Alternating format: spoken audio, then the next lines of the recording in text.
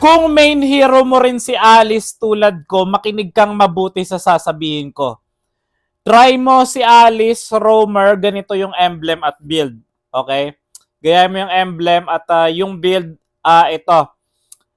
Cooldown reduction boots, yan. Magic shoes, yan. Tapos, bibili ka ng Molten Essence kasi para masunog yung mga dumidikit sa'yo. Yung mga malapit sa'yo, masunog kasi si Alice, pantangke na siya eh.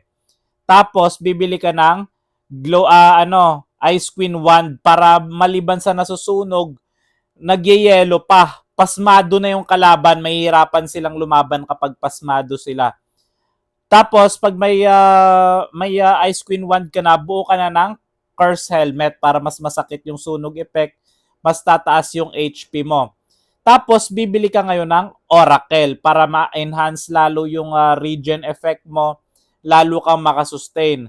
Tapos, Brute Force Breastplate kasi kailangan mo bumaba dun sa team fight, kinakailangan mong tumagal at anti-cooldown reduction na rin. At pang last item mo, pwedeng Immortality o di kaya Winter Crown.